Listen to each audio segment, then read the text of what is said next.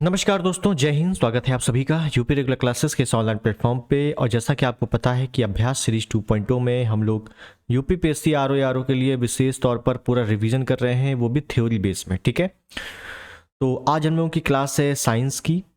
Science में भी पहले हम लोग फिजिक्स ख़त्म कर रहे हैं और क्लास नंबर 5 है। 4 क्लासेस ऑलरेडी हो चुकी हैं फिजिक्स में, ना देखे हो तो देख लेना है। प्लेलिस्ट अलग से बनी हुई है, ठीक है, ये थ्योरी क्लास की प्लेलिस्ट बनी हुई है, तो इनको ज़रूर देख लेना। और मैं वही चीज़ें आपको बता रहा हूँ जो कि यूपी पीएससी आयोग द्वारा इम्पॉर्टेंट है। ठीक, बिल्कुल सटीक और जो आपके लिए फ्रूटफुल साबित हो वो कंटेंट। ठीक है ना, बहुत ज़्यादा डिटेल भी नहीं चलेंगे, बहुत ज़्यादा हल्का भी नहीं लेंगे। तो फिजिक्स की 5वीं क्लास है आज, और जहाँ तक शायद 2 या 3 क्लास और हो, समझिएगा 2 या 3 क्लास और हो, फिजिक्स समाप्त। जैसे मैंने कहा था 10 से 12 क्लास, तो मुझे लगता है कि 8 ही 9 क्लास में ये फिजिक्स समाप्त हो जाएगी। ठीक, उसके बाद आप क्वेश्चन लगाना, बताना कुछ बाहर छूटा कि नहीं। ठीक है, एक प्रश्न नहीं जाएगा बाहर। तो चलिए शुरुआत करते हैं सेशन की। उससे पहले चैनल पर नए सब्सक्राइब कर देना, वीडियो को लाइक कर देना, शेयर कर देना। कोई भी क्वेरी रहती है तो कमेंट में बता दिया करें। ठीक है, चलिए शुरुआत करते हैं। तो पिछले टर्न पे जहां हम लोगों ने छोड़ा था उसी को आगे लेते हुए चलेंगे। तो अगर आपने पीछे नहीं देखा है तो पहले चौथे नंबर की क्लास देखना, उसके बाद ये देखना। ठीक है, पिछले टर्न पे हम लोग बात कर रहे थे प्रकाश की, सॉरी प्रकाश बोला, ध्वनि की। प्रकाश तो अभी आया ही नहीं है, ध्वनि की बात कर रहे थे। ठीक है ना, ध्वनि तरंगों की। हम लोगों ने कई तरंगों के बारे में बात कर ली थी। हमने अनुप्रस्थ तरंग देख लिया था, है ना। अनुप्रस्थ तरंगों के बारे में हमने बात कर ली थी कि भाई साहब ये तरंगे हैं इस प्रकार से, और ये ऊपर से नीचे से, ऊपर से नीचे से लंबवत गति करती हैं। कौन सी? लंबवत गति करती हैं ये तरंगे। कौन सी तरंगे हैं? अनुप्रस्थ तरंगे। हम लोगों ने कहा था ये जो ऊंचाई है ये इस प्रकार से, ये नीचे भी ऊंचाई है, नीचे गहराई है, ऐसे बोलो नीचे गहराई है। तो जो ऊपर ऊंचाई है इसको हम लोगों ने आयाम बोला था, आयाम। और जो नीचे गहराई है इसको हम लोगों ने ये भी आयाम बोला था। ठीक है ना, क्या ये भी आयाम? इधर लिख दें, एक मिनट, ये भी क्या था? आयाम था। ठीक है, ये जो ऊपरी हिस्सा है ये वाला इसको हम लोगों ने शृंग बोला था, और जो नीचे वाला हिस्सा है इसको हम लोगों ने गर्त बोला था। ठीक है ना, आपने पढ़ा होगा, महासागरीय गर्त पढ़े होंगे। गर्त क्या होते हैं? जो महासागर में सबसे नीचे, मान लो ये सागर है, ये सागर है, तो इसके नीचे कितना गड्ढा है, और है ना, गहराई है। तो सबसे गहराई जैसे चैलेंजेस में है या मेरियाना गर्त में है, प्रशांत महासागर में, तो गर्त है ना, तो बस वैसे ही ये गहराई है तो गर्त है। ठीक है, और दो सुरंगों के बीच की, ये दो सुरंग हैं, दो सुरंगों के बीच की दूरी को हम लोगों ने तरंग दैर्घ्य बोला था, जिसको लैम्डा से डिनोट करते हैं। ठीक, फिर हमने अनुप्रस्थ में बात, सॉरी अनुदैर्घ्य में बात करी थी।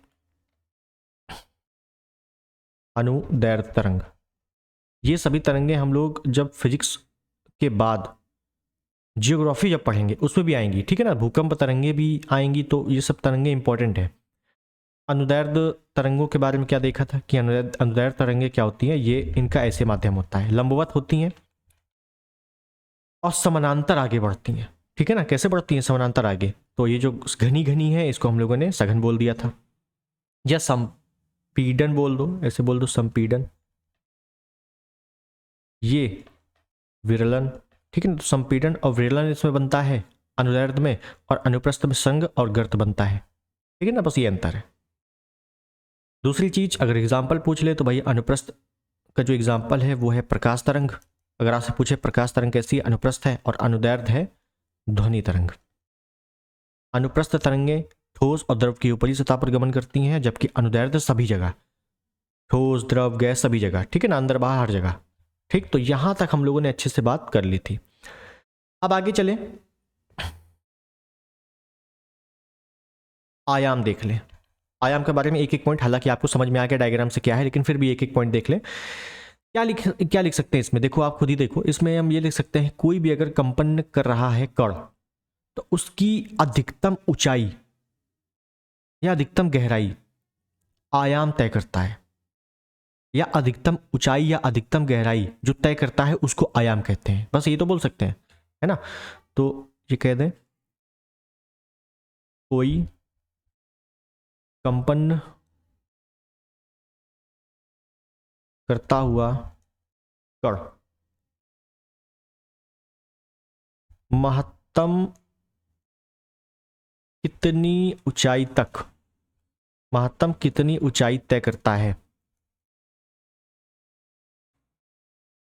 इसे ही आयाम कहते हैं, इसे ही तरंग का आयाम कहते हैं। अब इंपॉर्टेंट पॉइंट क्या है, आयाम जो है किस पर निर्भर करता है, तो ध्वनि की तीव्रता, ध्यान देना है यहां पर, ध्वनि की तीव्रता आयाम पर निर्भर करती है, आयाम पर निर्भर करती है, तीव्रता अधिक आयाम अधिक, ठीक। तो ये थोड़ा एक पॉइंट ध्यान रखना है कि जो ध्वनि की तीव्रता किस पर निर्भर करती है, आयाम पर निर्भर करती है, ठीक है। इसके बाद हम लोगों ने देखा था श्रृंग। श्रृंग ये क्या होता है, श्रृंग?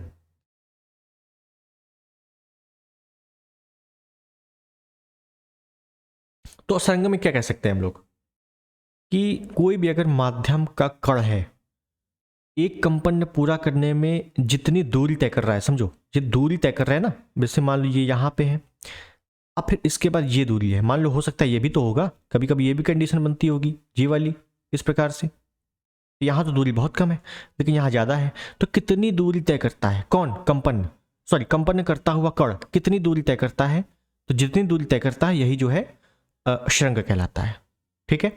और उसके बीच की दूरी को तरंगदैर्घ्य कहते हैं। तो पहले लिखते हैं, तो क्या दिक्कत है, माध्यम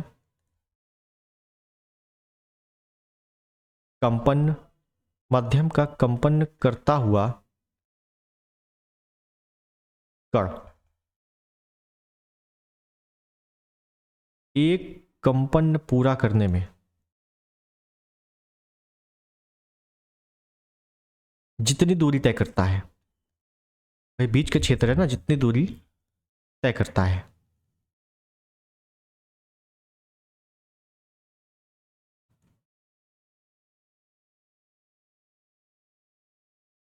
तो वो तो श्रृंग हो गया। और उनके बीच की दूरी को, जितनी दूरी तय करता है, तो उनके बीच की दूरी को ऐसे लिख दें, इसी में, इसी में जोड़ देते हैं।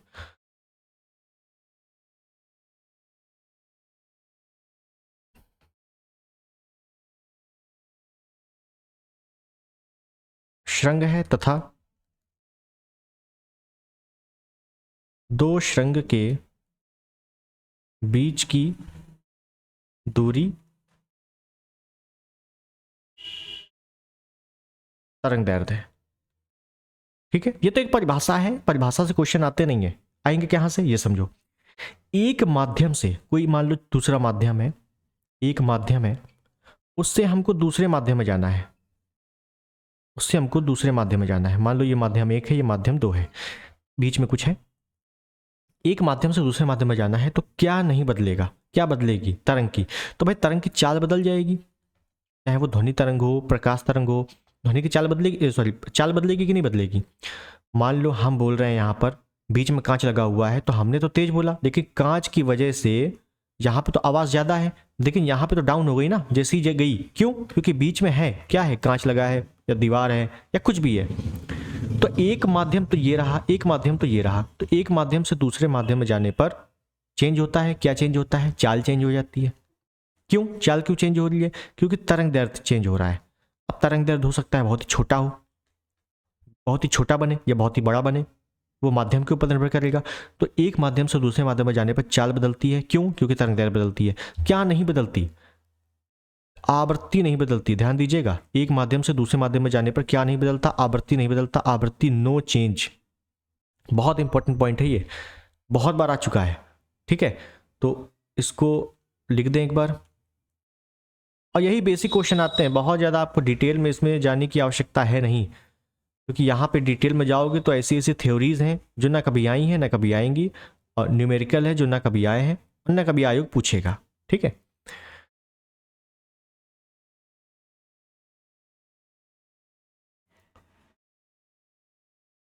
तो इस पे हम लिख दें, क्या लिख दें, माध्यम बदलने पर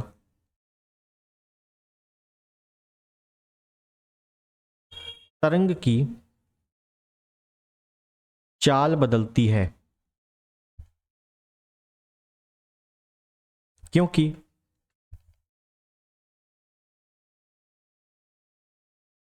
तरंग दैर्ध्य बदलता है। ठीक है, आवृत्ति समान रहती है, यहीं पर लिख लेंगे आवृत्ति समान रहती है, या आवृत्ति नहीं बदलती, समान रहती है या आवृत्ति नहीं बदलती। ठीक है, तो मुझे लगता है यहां तक समझ में आ गया। सिंपल सा प्रश्न आता है कि एक माध्यम से दूसरे माध्यम में जाने पर चाल बदलती है, क्यों? क्योंकि तरंग दैर्ध्य बदलती है। या ऐसे आ जाएगा आपसे स्टेटमेंट कथन कारण में पूछ लेगा कि एक माध्यम से, कथन ये दे देगा कि एक माध्यम से दूसरे माध्यम में जाने पर चाल बदलती है, कथन भी दे देगा क्योंकि तरंग दैर्ध्य बदलती है, क्योंकि तरंग दैर्ध्य में परिवर्तन होता है।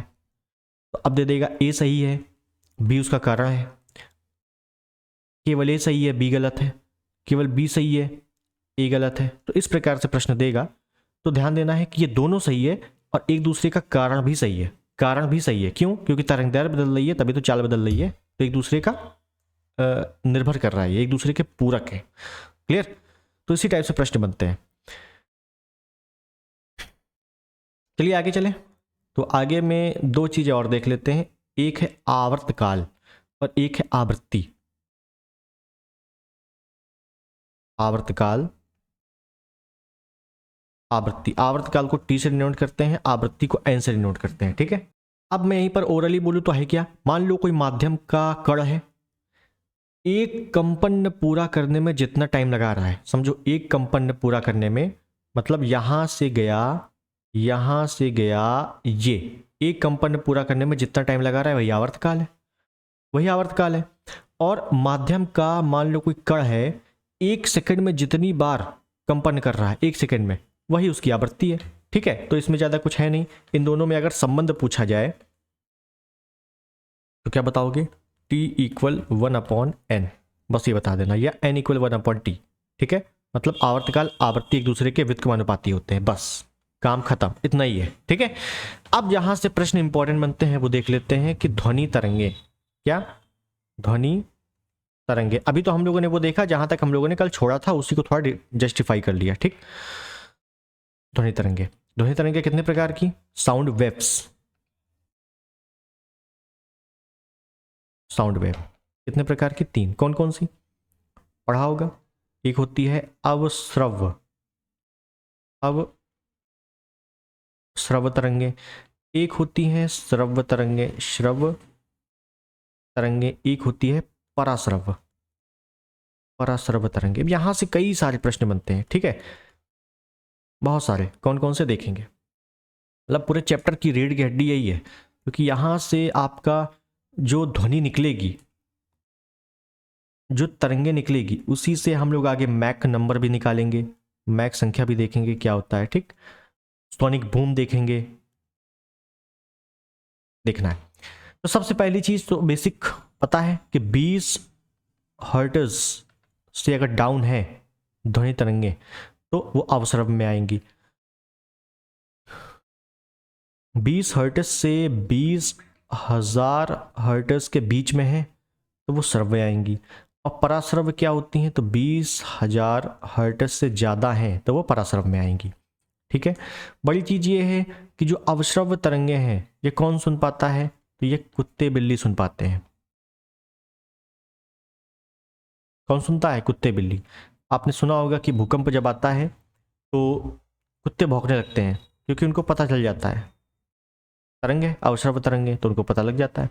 कुत्ते बिल्ली सुनते हैं, ये मनुष्य सुनते हैं, हम आप सुनते हैं। ठीक, इसके कई सारे उदाहरण पूछे जाते हैं पराश्रव्य तरंगों के, कि पराश्रव्य तरंगों का उपयोग क्या है, पहले ये बताओ। ठीक है, तो एक एक देखेंगे पराश्रव्य तरंगों का उपयोग। ठीक है, समझिएगा। पहले तो सोनार, साउंड एंड नेविगेशन रेंजिंग। ठीक है, क्या बोलते हैं? Sound and navigation ranging. क्या होता है ये? समुद्र में, ऐसे लिख दे, पूरा लिख दे, सोनार से समुद्र में डूबी वस्तु का पता लगाना। पूछा जाता है कि समुद्र में डूबी हुई वस्तु का पता लगाने के लिए कौन सा उपकरण? सोनार। सोनार किस तरंग पर कार्य करता है? तो परासरब। ठीक। कोहरा हटाने में अल्ट्रासोनोग्राफी ऐसे लिख ले, अल्ट्रा सोनोग्राफी के यूज में। ठीक। और तीसरा तीसरा उदाहरण,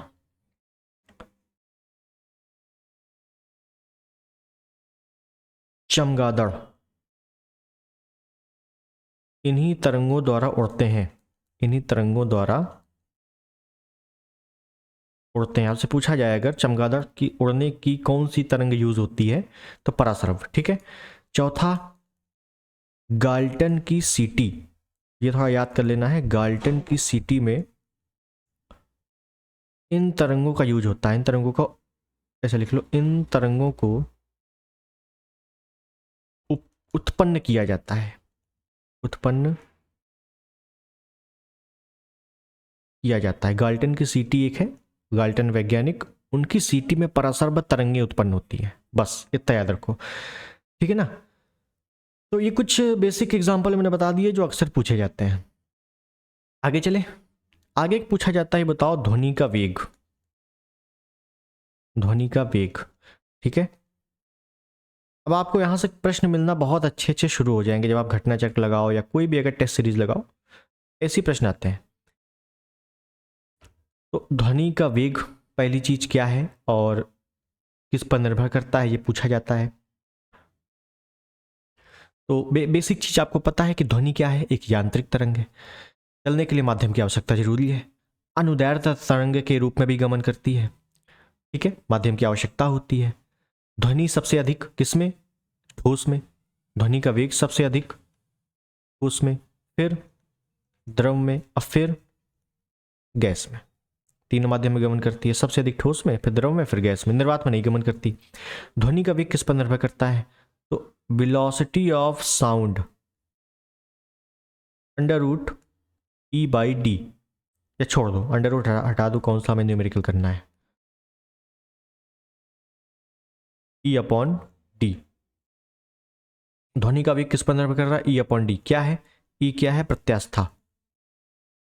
डी क्या है? घनत्व। क्या पूछेगा? पूछेगा घनत्व बढ़ाने पर ध्वनि का वेग घटेगा। घनत्व बढ़ेगा तो ध्वनि का वेग घटेगा। क्यों? एक दूसरे के वेग को मानुपाती है ना, समान तो है नहीं। प्रत्यास्था बढ़ेगी, अगर प्रत्यास्था किसी वस्तु में ज्यादा है तो ध्वनि का वेग ज्यादा होगा। ठीक है, समझ गए।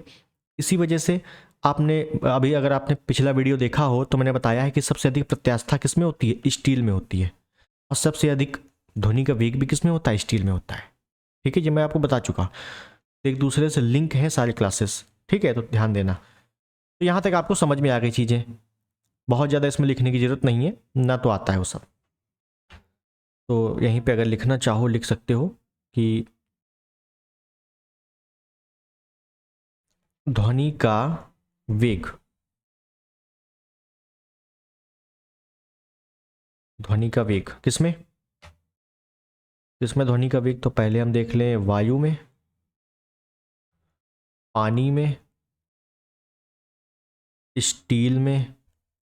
ये तीन पूछता है ज़्यादातर। ठीक है, तो इसमें तो 332 मीटर प्रति सेकंड, इसमें 1490 मीटर प्रति सेकंड। स्टील में सबसे ज़्यादा 5100 मीटर पर सेकंड। ठीक, ध्यान देना। और सबसे अधिक प्रत्यास्था भी स्टील में होती है, तो प्रत्यास्था ज़्यादा तो ध्वनि का वेग ज़्यादा। क्लियर? आगे चले, कुछ ध्वनि के बारे में और देख लें। ध्वनि की तीव्रता,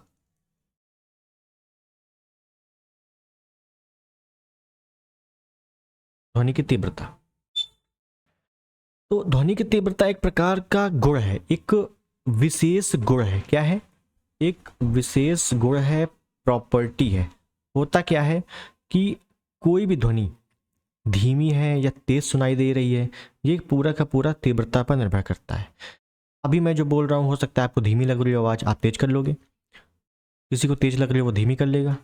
तो क्यों? क्योंकि तीव्रता है, तीव्रता ज़्यादा है तो ध्वनि की आवाज़ ज़्यादा है। एक मिनट, मैं इसमें दिखाता हूँ आपको। इस पे आइए डायग्राम में, ये आप देख रहे हो, ये आयाम था, ये आयाम। तो आयाम जितना भी ज़्यादा होगा, ये ऊपर नीचे आयाम जितना ज़्यादा होगा, मतलब ये जो ध्वनि है ये जितनी ज़्यादा होगी उतनी ही आवाज़ तेज होगी। कैसे? आपने देखा होगा जब म्यूज़िक बजाते हो तो एक ग्राफ चलता है इससे ऊपर नीचे ऊपर नीचे। तो जब नॉर्मल गाना गा रहा होता है कोई एकदम धीरे धीरे धीरे धीरे धीरे, और एकदम कोई अगर बेस आता है या बीट आती है तो एकदम ऊपर चला जाता है। क्यों? तेज हो गया, ध्वनि भी तेज हो गई। वही चीज़ है।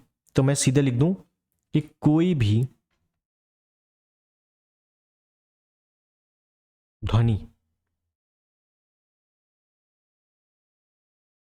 धीमी या तेज सुनाई देती है। ठीक है। दूसरा, ध्वनि की जो तीव्रता है वो आयाम पर निर्भर करती है, आयाम पर निर्भर करती है। मतलब ये है कि आयाम अगर ज़्यादा है, आयाम अगर ऊंचा है तो तीव्रता भी ज़्यादा होगी, तीव्रता भी ज़्यादा होगी। ये पॉइंट ध्यान रखना है। आयाम बढ़ाने पर तीव्रता बढ़ेगी, आयाम ज़्यादा होगा तीव्रता ज़्यादा होगी। ठीक है। तो यहीं पर और एक पॉइंट लिख लें कि जो ध्वनि की तीव्रता है उसका मापक यंत्र क्या है? तो डेसिबल, सॉरी इकाई क्या है? डेसिबल। किससे मापते हैं? डेसिबल से मापते हैं। अब WHO ने कितना बताया है? WHO के अनुसार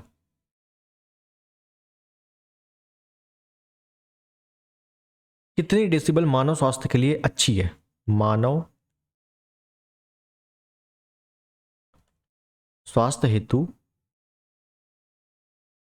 अच्छी है। कितनी अच्छी है? 45 डेसिबल, 45 डेसिबल। लेकिन जो म्यूजिक सुनते हो वो ज़्यादा होती है, ठीक है ना।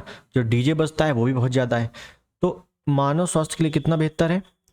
45 डेसिबल। किसने बताया? WHO ने बताया है। ठीक है। ध्वनि की तीव्रता डेसिबल से मापते हैं। इससे थोड़ा ये ध्यान रख लेना, बेसिक क्वेश्चन आते हैं। आयाम बढ़ाने पर तीव्रता बढ़ती है, आयाम तीव्रता पर निर्भर करती है, बस।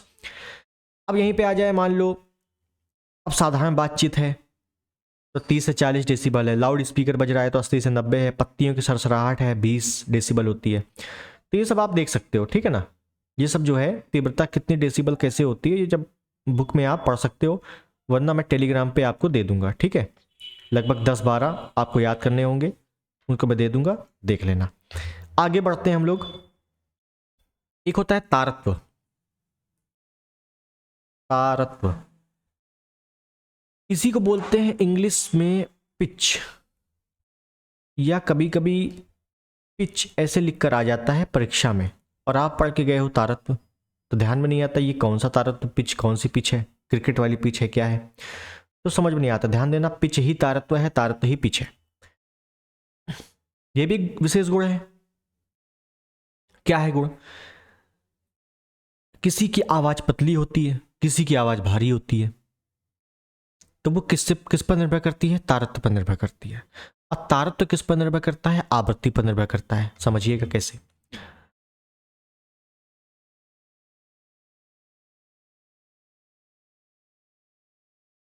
तारत्व अगर अधिक है तो आवृत्ति भी अधिक होगी। तारत्व अधिक है, आवृत्ति अधिक है, इसका मतलब है कि जो ध्वनि है वो पतली है, ध्वनि पतली है। आपने देखा होगा लड़कियों की आवाज पतली होती है लेकिन लड़कों की आवाज भारी होती है, वो इसी कारण से है, ठीक है ना। जैसे मच्छर, मच्छर अगर कान में भिनभिना रहा है तो बड़ी तेज गुस्सा आती है, और वहीं अगर शेर दहाड़ रहा है तो सुनने में कितना बेहतर लगता है कि नहीं। बस वही चीज है। क्यों? मच्छर क्यों? क्योंकि मच्छर की तारत ज्यादा है, तो आवृत्ति ज्यादा है, तो आवाज बड़ी पतली है। ठीक है। तो यहीं पर एग्जाम्पल लिख लो, जैसे मच्छरों की ध्वनि। और वहीं पर अगर तारत कम है तो आवृत्ति भी कम होगी, तारत कम है तो आवृत्ति भी कम होगी। इसका मतलब है ध्वनि भारी होगी या मोटी होगी, मोटी होगी। मतलब जैसे मर्दों की होती है, आपने देखा होगा बहुत सारे ऐसे एक्टर से, जैसे अमिताभ बच्चन सर हैं, तो उनकी ध्वनि कैसी है? भारी है, मोटी है। क्यों? तारत्व कम है। समझ रहे हो? तारत्व कम है इस वजह से, जैसे मर्दों की। ठीक है ना, एग्जाम्पल है। बाकी आपसे पूछा जाएगा कि तारत्व किस पर निर्भर करता है, तो आवृत्ति पर निर्भर करता है। तारत्व बढ़ाने पर आवृत्ति घटती है, गलत। तारत्व बढ़ाने पर आवृत्ति बढ़ती है। ठीक है, तारत्व आवृत्ति एक दूसरे के समानुपाती होते हैं। आगे चले। एक होता है प्रतिध्वनि। प्रतिध्वनि, ये सब हम लोग गोड़ पढ़ रहे हैं, ठीक है ना। ध्वनि की तीव्रता, एक विशेष गुण, यहां से गुण शुरू हुए हैं। तो गुण में हम लोगों ने ध्वनि की तीव्रता देख ली, तारत्व देख लिया, और अब प्रतिध्वनि देख रहे हैं। ठीक, क्या है प्रतिध्वनि? इसी को इको बोलते हैं, इको। इसमें क्या होता है, सभी को पता होगा अक्सर, कि जो परावर्तित ध्वनि है, मान लो हमने कुछ कहा, अब सामने क्या है, एक पृष्ठ है, सामने क्या है, एक चिकना पृष्ठ है या परावर्तक पृष्ठ है, इससे टकराकर ध्वनि वापस आई और हमें वापस सुनाई दे रही है, यही है प्रतिध्वनि। ठीक है, इसके लिए क्या इंपॉर्टेंट है, कमरा खाली होना चाहिए। आपने जो कमरे खाली होते हैं तो उस पर आपकी आवाज़ गूंजेगी। क्यों? क्योंकि टकरा कर वापस आ रही है, क्योंकि उसमें कुछ सामान रखा नहीं है। और आपका जो नॉर्मल घर है उस पर टीवी भी रखी है, फ्रिज है, तमाम किताबें रखी हैं, तो उस पर टकरा के आपस में ही खत्म हो जाती है ध्वनि।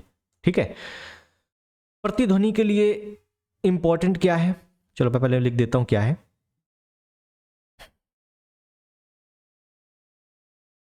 यदि कोई परावर्तित ध्वनि परावर्तक पृष्ठ से टकराकर पुनः सुनाई दे, तो वो क्या है, इको है। ठीक है, इंपॉर्टेंट क्या है, प्रतिध्वनि तभी प्राप्त होगी जब जो पृष्ठ है वो कम से कम 16.6 या लगभग 17 मीटर की दूरी पर होगा, दूरी पर हो। इंपॉर्टेंट क्या है, प्रतिध्वनि सुनने के लिए हमें दूरी कितनी चाहिए, 17 मीटर। ठीक है ना, 16.6 एग्जैक्ट है, लेकिन परीक्षाओं में 17 मीटर ही आता है।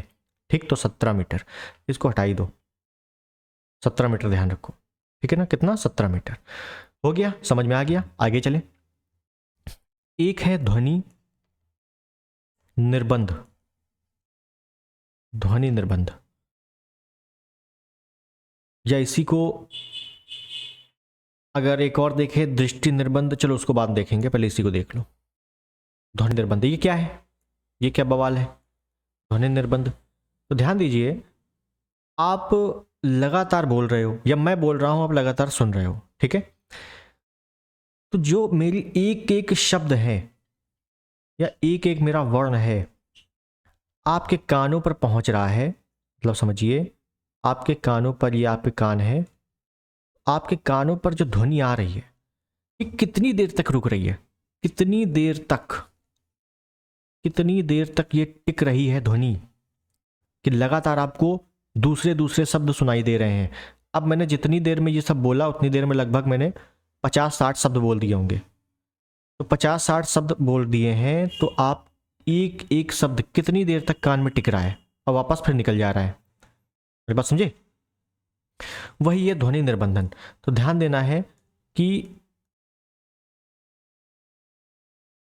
जो तंत्रिका तंत्र है, अगर मैं शुद्ध भाषा में बोलूं, जो तंत्रिका तंत्र है वो कोई भी ध्वनि को आपके कानों में सिर्फ और सिर्फ 1/10 सेकेंड तक बना रहता है, बना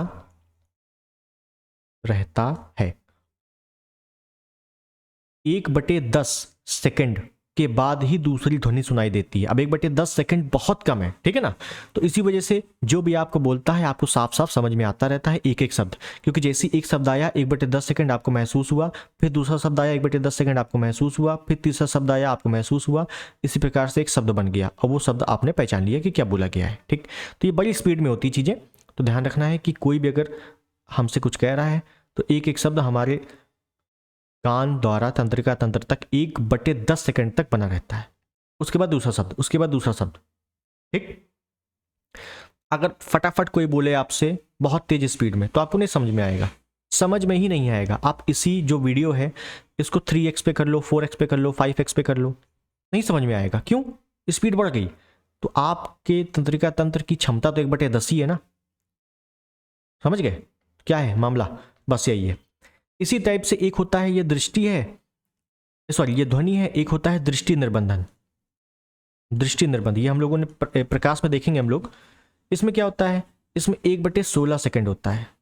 मतलब हम कोई भी वस्तु को अगर देख रहे हैं तो 1/16 सेकंड तक वो पिक्चर हमारी तंत्रिका तंत्र तक पहुंच जाती है, उसके बाद नहीं रहती वो। आप रात को या आप पंखा देखो, पंखा जो चलता रहता है उसकी हमें पंखुड़ी कभी कभी गायब दिखती है। क्यों? क्योंकि स्पीड तेज है। कितनी तेज है? इतनी तेज है कि 1/16 सेकंड से भी तेज है, और हमारी क्षमता कितनी है? 1/16 सेकंड ही देखने की है बस। इसी वजह से हमें पंखा नहीं दिखाई देता, पंखे की पंखुड़ी नहीं दिखाई देती जब पंखा स्पीड में चलता है। खैर इसके बारे में आगे देखेंगे। तो मेरे ख्याल से समझ में आ गया आपको क्या है। आपसे सिंपल पूछता है ध्वनि निर्बंधन बताओ कितना समय तक होता है, तो 1/10 सेकंड। ये सब चीज़ें मिलान में आ जाएंगी या स्टेटमेंट में बहुत पूछी जाती हैं, स्टेटमेंट वाले क्वेश्चन में। ठीक है, तो ये थोड़ा ध्यान रखना। आगे चलें। एक होता है अनुरणन। अनुरणन ये एक ध्वनि का विशेष गुण है। ये क्या है समझेंगे, इसमें एग्जाम्पल आते हैं।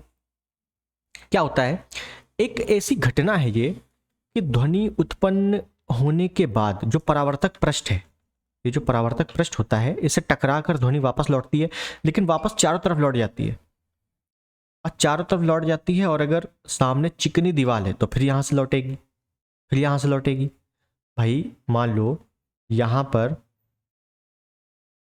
साउंड लगे हैं, ये बोल रहे हैं, सामने जो है चिकनी पृष्ठ है, चिकनी पृष्ठ है। और जब ये बोल रहे हैं तो टकरा कर यहाँ से टकराएंगे कि नहीं दीवार से, और ये चिकनी पृष्ठ है तो यहाँ से फिर वापस जाएंगे, फिर वापस जाएंगे। जब फिर वापस जाएंगे तो और ये कंटिन्यू आवाज़ यहाँ आ रही है, ये वापस कंटिन्यू टकरा कर वापस जा रहे हैं, तो क्या कुछ सुनाई देगा सही से? सब खिचड़ी हो जाएगा, कुछ सुनाई नहीं देगा, समझ ही में नहीं आएगा क्या है। इसी वजह से जो चिकनी पृष्ठ है, ये जो दीवार है, इसी को खुरदुरा कर दिया जाता है, खुरदुरा, जिससे जब पर्दे लगा दिए जाते हैं, जिससे जो ध्वनि है यहां पर आए, यहां पर आए और टकरा कर यहीं पर ही खत्म हो जाए, यहीं पर ही खत्म हो जाए, वो आपस में टकरा टकरा कर यहीं पर समाप्त हो जाए। ठीक है, तो इस घटना को क्या बोलते हैं? अनुरणन। थिएटर में आपने देखा होगा, अगर आपने फिल्म देखी हो थिएटर में, वहां पर देखा होगा कि जो दीवारें होती हैं या तो पर्दे लगे होते हैं, पर्दे क्या लगे होते हैं, अब तो खुरदुरी बनती है दीवारें। ठीक है ना, खुरदुरी दीवार बन जाती है। क्यों? क्योंकि जो भी साउंड, जो भी डायलॉग आ रहे हैं आपको प्रॉपर सुनाई दें, समझ रहे हो? तो इसी वजह से दीवारों पर खुरदुरा कर दिया जाता है, ताकि कोई भी डायलॉग आए उसकी आवाज़ परावर्तक पृष्ठ या चिकनी दीवार से टकराकर वहीं समाप्त हो जाए और आपको डायलॉग एक ही बार सुनाई दे, और 1/10 सेकंड में ही आपको एक एक शब्द सुनाई दे जाए। बस बस यही होता है। ठीक, तो इसी को लिख लें एक बार। क्या लिखेंगे हम लोग?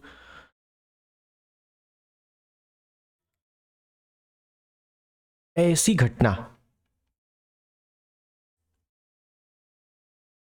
जिसमें ध्वनि उत्पन्न होने के बाद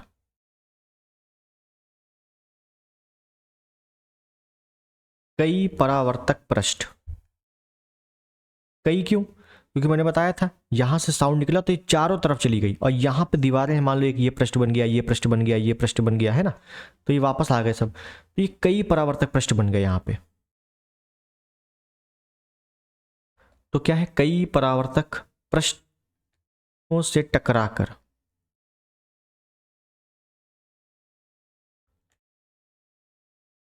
वापस लौटता है।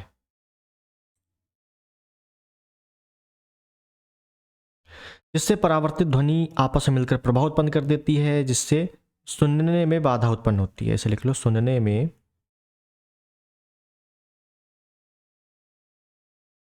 बाधा उत्पन्न होती है। यही घटना कौन सी है? अनुरणन। ठीक, एग्जाम्पल लिख लें इसके। इससे बचने के लिए क्या होता है, एग्जाम्पल क्या, इससे बचने के लिए लिखें, एग्जाम्पल क्या है इसमें, इससे बचने हेतु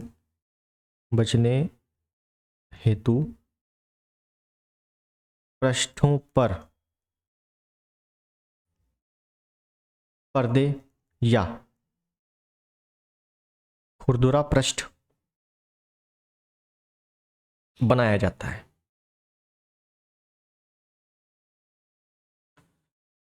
ठीक, समझ में आ गया। आगे चलें, आगे क्या इंपॉर्टेंट है, आगे इंपॉर्टेंट है एक देख लेते हैं सोनिक बूम। यहां से बड़े अच्छे अच्छे प्रश्न बनते हैं। सोनिक बूम, ये क्या होता है भाई सोनिक बूम, समझिए। क्या होता है कि जब कोई वायुयान, मान लो कोई वायुयान है इस प्रकार से, इस प्रकार से कोई वायुयान है, ठीक है, जैसे ये आगे आगे उड़ रहा है, समझिएगा ये आगे आगे उड़ रहा है, तो इसके पीछे क्या है, तरंगे तो जा रही है ना, ध्वनि तरंगे उत्पन्न हो रही है, और ये जो उड़ रहा है ना वायुयान की जो स्पीड है ये ध्वनि से तेज है, ध्वनि से तेज मतलब 332 मीटर पर सेकंड से ज्यादा है। जब इतनी तेज है तो पीछे क्या है, तरंगे होंगी, इधर तरंगे होंगी, इधर तरंगे होंगी, तो इन तरंगों से ध्वनि उत्पन्न होगी, और ध्वनि बोले तो भीषण ध्वनि, भीषण ध्वनि उत्पन्न होगी। इसी भीषण ध्वनि को सोनिक बूम कहते हैं। क्या कहते हैं, सोनिक बूम कहते हैं। मेरी बात समझ गए, सोनिक बूम अब भूलोगे नहीं। मैंने क्या बोला, एक वायुयान है उड़ रहा है, स्पीड क्या है, ध्वनि से तेज स्पीड है। अब जब ध्वनि से तेज स्पीड है और जैसे उड़ रहा है तो पीछे जो तरंगे हो रही हैं इनसे काफी तेज साउंड उत्पन्न हो रहा है, ध्वनि बहुत तेज सुनाई दे रही है। कि ध्वनि तेज क्यों सुनाई दे रही है, क्योंकि स्पीड ज्यादा है, स्पीड ज्यादा है, इस वजह से ध्वनि काफी तेज है। इसी ध्वनि को, जो भीषण ध्वनि उत्पन्न हो रही है, इसी को कहते हैं सोनिक बूम। क्या कहते हैं, सोनिक बूम। और जब ये ध्वनि तेज है ना, सॉरी जो स्पीड तेज है ना, स्पीड जो है यहां पे लिखूं, जो स्पीड इसकी तेज है, ध्वनि से तेज है, इसी वजह से स्पीड को अब मैक संख्या में डिनोट किया जाता है, मैक संख्या में डिनोट किया जाता है। आपने सुना होगा 1 मैक संख्या, 5 मैक संख्या, 4 मैक संख्या। उसका मतलब है कि इतनी ज्यादा स्पीड है, ध्वनि से ज्यादा स्पीड है, इसी वजह से उसको अब मैक संख्या में डिनोट किया जा रहा है। बस मेरी बात समझ गए, तो सिंपल समझो। अभी आगे देखेंगे सोनिक बूम क्या है। सोनिक बूम है कि अगर कोई वायुयान ध्वनि की जितनी स्पीड है उससे तेज अगर उड़ रहा है तो आवाज बहुत तेज उत्पन्न कर रहा है, ध्वनि बहुत तेज उत्पन्न कर रहा है, इसी ध्वनि को सोनिक बूम कहते हैं। बस, तो इसी को अपनी भाषा में लिख लें। तो इसी को अगर लिख लें तो क्या लिखेंगे, कोई वायुयान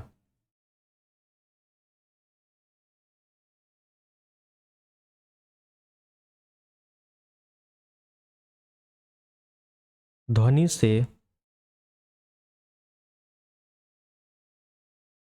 तेज रफ्तार से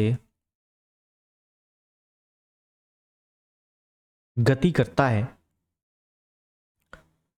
तो इन तरंगों से, इन तरंगों में, सॉरी इन तरंगों में घर्षण के कारण, ऐसे डायरेक्ट लिख लो, घर्षण से ज़्यादा डिटेल हो जाएगा। इन तरंगों में भीषण ध्वनि, इन तरंगों से भीषण ध्वनि उत्पन्न होती है। भाई स्पीड ज़्यादा है तो ध्वनि तो तेज होगी ना। भाई आप बाइक भी चलाओ तो काफ़ी तेज स्पीड ध्वनि देती है, तो ध्वनि उत्पन्न होगी जिसे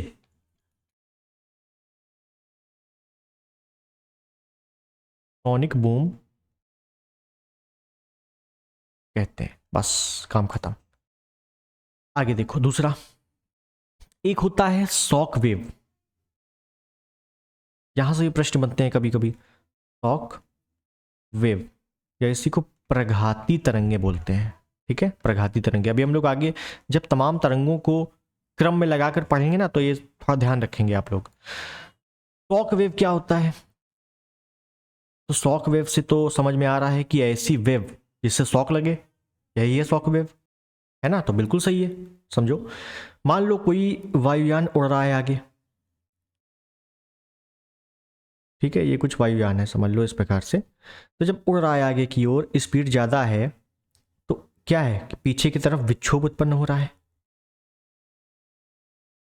ये साउंड तो तेज है ही, जिसको हम लोगों ने सोनिक बूम बोला था। विक्षोभ भी उत्पन्न हो रहा है काफ़ी दूर तक। इस प्रकार से जाएगा कि नहीं जाएगा? इस प्रकार से। और ये जो प्रभाव है पीछे की तरफ, विक्षोभ, क्या बोलेंगे इसको क्या बोलेंगे? विक्षोभ। तो जो विक्षोभ है ये बढ़ता जाता है। भाई अगर बहुत ज़्यादा स्पीड है, बहुत ज़्यादा तेज साउंड है, तो ये बढ़ेगा विक्षोभ पीछे की ओर, तरंगे बढ़ेंगी। इन्हीं को बोलते हैं प्रघाती तरंग। प्रघाती तरंग। इन प्रघाती तरंगों से, ये इतनी पावरफुल तरंगे होती हैं कि इनके पास अगर मान लो कोई बिल्डिंग बनी है, मान लो ये कोई बिल्डिंग बनी है या कोई कांच लगा हुआ है बिल्डिंग में, वो तुरंत चटक जाएगा। कांच चटक जाएगा। इसी कारण से एयरपोर्ट के आसपास बड़ी बड़ी बिल्डिंगें या बनते ही नहीं है घर, ज़्यादातर देखा होगा। ठीक है, तो इसी वजह से। क्यों? क्योंकि जब वायुयान उड़ता है या कोई ऐसी इमरजेंसी आई कि बहुत तेज़ी स्पीड करनी है, जो भी करना हो, तो उससे क्या होगा, आसपास की दीवारें भी क्रैक होंगी और जो कांच होगा वो भी टूट जाएगा। क्यों? क्योंकि प्रघाती तरंगे उत्पन्न होगी। क्यों? क्योंकि जो वायुयान है इसकी स्पीड तेज होगी, तो इसके पीछे क्या होगा, विक्षोभ उत्पन्न होगा, जिससे ध्वनि तेज होगी और जिससे तरंगे जो हैं वो प्रघाती तरंगे होंगी। और इतनी स्पीड, इतनी हाई स्पीड और इतनी भयानक तरंगे होंगी कि जिससे दीवार भी चटक जाएगी और कांच भी टूट जाएगा। बस। तो बिल्डिंग को शॉक लगा कि नहीं? तो बस यही है शॉक वेव। तो इसी को हम लोग आगे लिख लें। क्या लिख लें? कि जब कोई वायुयान ध्वनि से तेज रफ्तार से चलता है, उड़ता है, तो तरंगे पीछे की ओर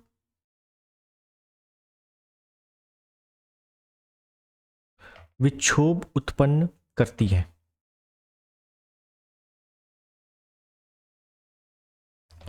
इन तरंगों को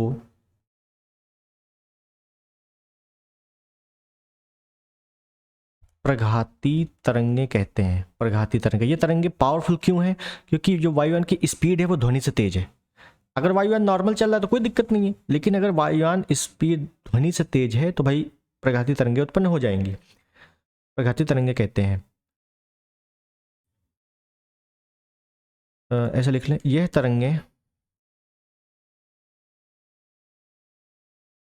ऊंची इमारतों को क्षति पहुंचाती हैं। ऊंची इमारतों को क्षति पहुंचाती है। इसीलिए कारण तो बताएं।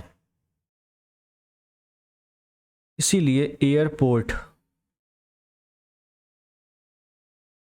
से दूर बिल्डिंग बनाई जाती है। दूर बिल्डिंग बनाई जाती है। अब तो देखा होगा एयरपोर्ट, अगर लखनऊ वाला या कोई भी एयरपोर्ट देखा है तो काफ़ी दूर दूर तक सन्नाटा रहता है, मैदान ही मैदान है वहाँ पे। ठीक है, कोई बिल्डिंग नहीं है। क्यों? इसी कारण से। अब जो स्पीड तेज हो रही है, बार बार हमने बार बार देखा कि वायुयान की स्पीड ध्वनि से तेज है। अब ध्वनि से तेज है तो उसको मैक संख्या पर डिनोट करेंगे। ठीक है, तो नोट करके इसको भी लिख लेंगे, मालूम आ गया एग्जाम में, कि वायुयान की चाल को मैक संख्या में कब कहेंगे? मैक संख्या में व्यक्त, मैक संख्या में व्यक्त करना है तो कैसे करेंगे? तो मान लो एक मैक संख्या है।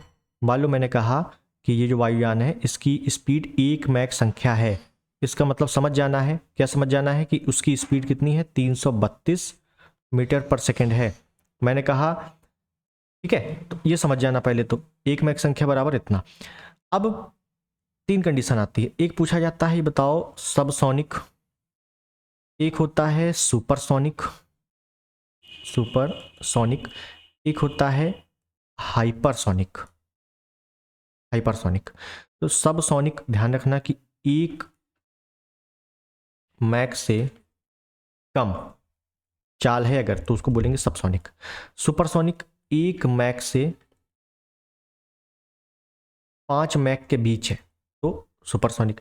हाइपरसोनिक 5 मैक से ज़्यादा, 5 मैक से ज़्यादा, 5 मैक से ज़्यादा मतलब समझ रहे हो, 332 तो एक ही मैक में है, तो 5 मैक है तो बस गुणा करो, क्या होगा, 5 दूनी 10, 5 15 1 16, 5 15 1 16।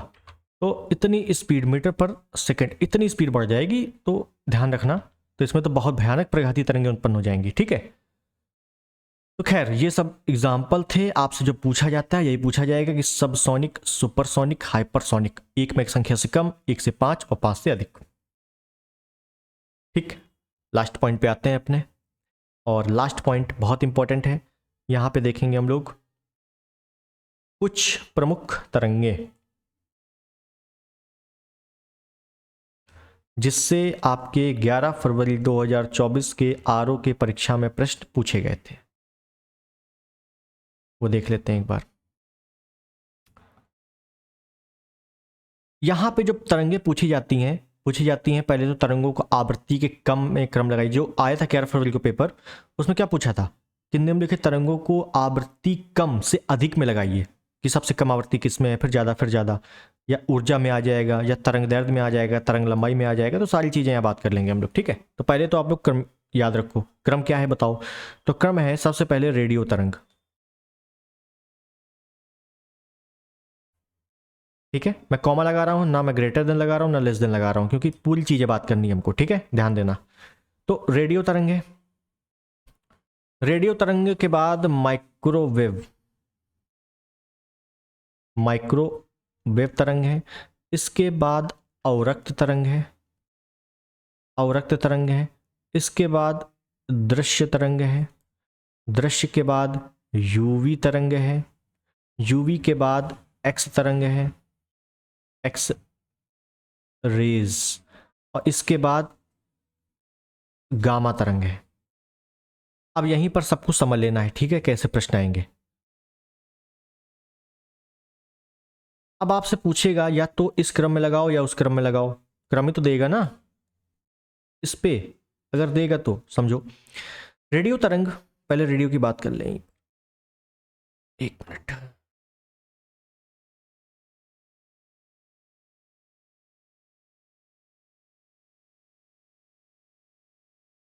रेडियो तरंग में अगर पूछे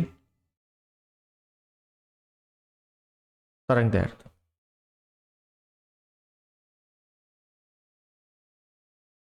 तरंग लंबाई, आवृत्ति, ऊर्जा, 4 चीज पूछेगा। तरंग दैर्ध्य अधिक, मैं एरो बना रहा हूं, तरंग की लंबाई, जब तरंग दैर्ध्य अधिक तो तरंग की लंबाई अधिक, कॉमन सी बात है। आवृत्ति कम और ऊर्जा कम, आवृत्ति कम ऊर्जा कम, क्या पूछेगा ये बताओ, निम्नलिखित में से किस तरंग की आवृत्ति सबसे कम है। मैं शब्दों को सुनिएगा, ठीक है, मैं लिख नहीं रहा हूं। पूछेगा निम्नलिखित में से किस तरंग की आवृत्ति सबसे कम है, तो रेडियो तरंग। अगर रेडियो तरंग ऑप्शन में नहीं है तो माइक्रोवेव, अगर माइक्रोवेव ऑप्शन में नहीं है तो अवरक्त। ये बात समझे, सबसे कम रेडियो में, फिर रेडियो नहीं है तो माइक्रोवेव करना है, माइक्रोवेव भी ऑप्शन में नहीं है तो अवरक्त करना है। तो कुल मिला के यहां से यहां रेडियो तरंग, माइक्रोवेव, अवरक्त, दृश्य, यूवी, एक्स, गामा, इस तरफ जाते हुए आवृत्ति बढ़ती है। क्या होती है, आवृत्ति बढ़ती है। तो सबसे कम रेडियो में है, फिर उससे ज्यादा माइक्रोवेव, फिर उससे ज्यादा अवरक्त, फिर उससे ज्यादा दृश्य, फिर उससे ज्यादा यूवी, फिर उससे ज्यादा एक्सरे, फिर सबसे ज्यादा गामा में। निम्नलिखित तरंगों में सबसे कम ऊर्जा किसमें होती है, रेडियो में। रेडियो ऑप्शन में नहीं है तो माइक्रोवेव करना है, ठीक। निम्नलिखित तरंगों में सबसे अधिक तरंग की लंबाई किसमें होती है, रेडियो में। निम्नलिखित तरंगों में से सबसे अधिक तरंगदैर्घ्य किसकी होती है? रेडियो में। ऑप्शन में नहीं है रेडियो, तो माइक्रोवेव करना है। समझो, इधर भी लिखे। यहां मैं इसकी बात कर रहा हूं, गामा की, ठीक है।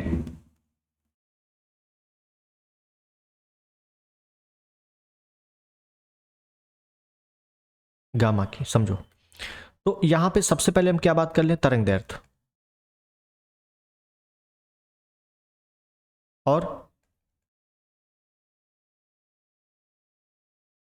तरंग लंबाई और आवृत्ति और ऊर्जा, ठीक है। तो बताओ बताओ क्या दिक्कत है?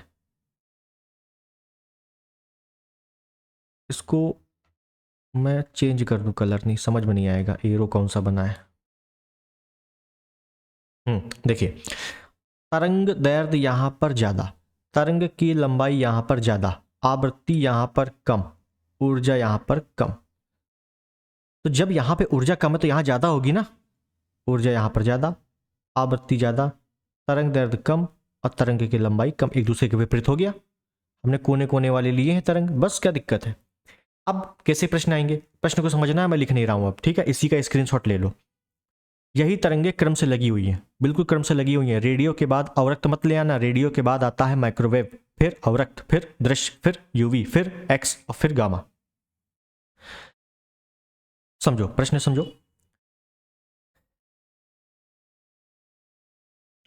निम्नलिखित तरंगों में से किसकी तरंगदैर्घ्य सबसे कम है? तो गामा कर देना है। निम्नलिखित तरंगों में से किसकी तरंग दैर्घ्य सबसे कम है? गामा ऑप्शन में नहीं है तो एक्सरे कर देना है, क्या दिक्कत है। निम्नलिखित तरंगों में से किसकी आवृत्ति सबसे अधिक है? गामा कर देना है।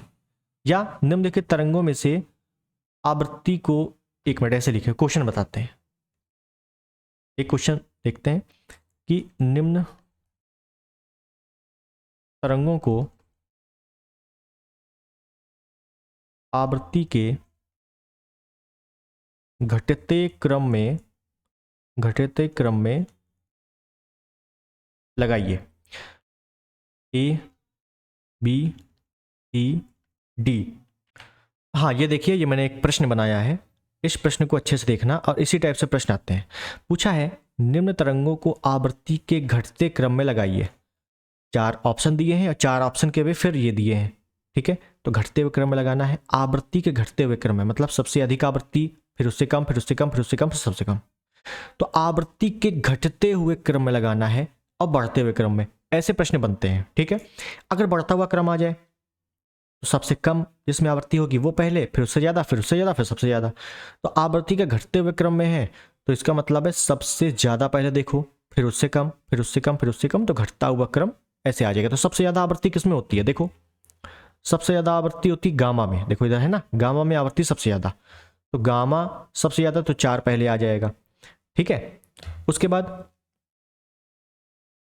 सबसे अधिक आवृत्ति गामा में, उसके बाद सेकंड नंबर पे उससे कम एक्सरे में, फिर उससे कम यूवी, फिर उससे कम दृश्य, फिर उससे कम अवरक्त, फिर उससे कम माइक्रोवेव, सबसे कम आवृत्ति रेडियो में। तो गामा के बाद एक्सरे है, तो गामा के बाद एक्सरे है, तो एक्सरे है क्या? बिल्कुल 3। गामा हो गया, आवृत्ति सबसे अधिक गामा में है, फिर उससे कम एक्सरे में है, फिर उससे कम यूवी में है। यूवी ऑप्शन में है क्या? बिल्कुल है, 2।